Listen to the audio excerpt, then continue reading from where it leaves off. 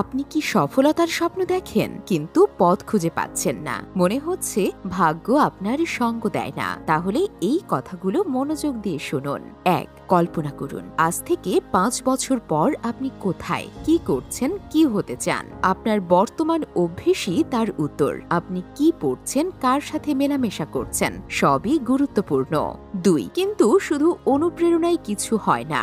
এডিসনের মতো ৯৫% পরিশ্রম করতে হবে। শুধু বইয়ের পাতায় জ্ঞান আবদ্ধ করে রাখলে চলবে না, ব্যবহার করতে হবে। ৩. পরাজয় কি আপনাকে ভয় পাইয়ে দিচ্ছে? তাহলে মনে রাখবেন, ভয়ই সবচেয়ে বড় শত্রু। একটি পরাজয় আরেকটি পরাজয় ডেকে আনে, তাই আত্মবিশ্বাস হারাবেন না। ৪. পরাজিতরা শুধু অপেক্ষা করে, তারা কিছু ঘটায় না। আপনি কি তাদের মতো হতে চান, নাকি সফলদের মতো নিজের ভাগ্য নিজেই গড়তে চান? ৫. সময় সবার জন্যই সমান। সফল ও ব্যর্থ উভয়েরই ২৪ ঘন্টা, তফাৎ শুধু কাজে। তাই অলসতা বাদ দিয়ে কাজে লেগে পড়ুন। ৬. না মানে হতাশা নয়, না মানে নতুন সুযোগ। তাই প্রতিটি বাধাকে সুযোগ হিসেবে গ্রহণ করুন। ৭. আপনার আচরণই আপনার সাফল্যের চাবিকাঠি। চরিত্রবান, সাহসী এবং সৎ হন, সাফল্য আপনার পিছু ছাড়বে না। ৮. বিজয়ীরা কিভাবে জয়ী হয় সেটা শিখতে হবে, আপনার সীমাবদ্ধতার মধ্যে আবদ্ধ থাকবেন না। ৯.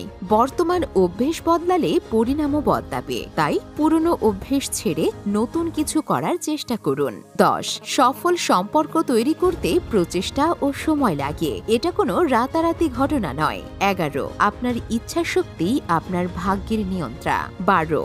সাফল্য কতটা অর্জন করছেন তার মাপকাঠি নয়, বরং কতটা পড়ে গিয়ে আবারও উঠে দাঁড়িয়েছেন, সেটাই আসল মাপকাঠি।